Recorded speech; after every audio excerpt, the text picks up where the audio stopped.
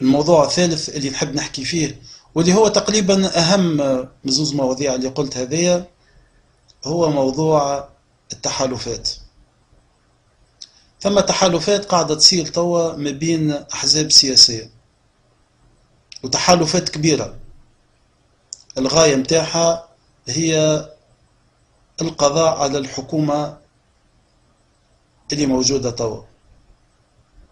والقضاء على الحكومة هذه هو وراها ضرب والقضاء على حركة النهضة، لأن الأحزاب السياسية هذه أظهرت أنها ما عندهاش استعداد أنها تتعامل مع أحزاب عندها مرجعية دينية.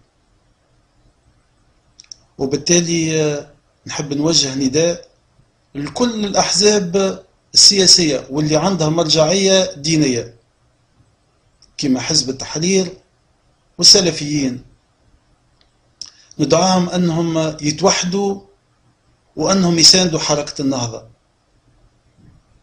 لأنه المستهدف الظاهر هو أنه المستهدف هي الأحزاب السياسية اللي عندها مرجعية دينية.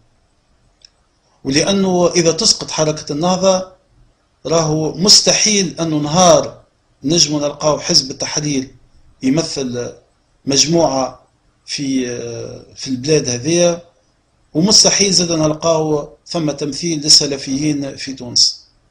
وبالتالي يلزمكم تكونوا يد واحدة باش تحافظوا على وجودكم.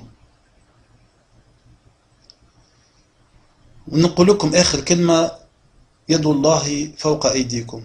والسلام عليكم ورحمة الله وبركاته.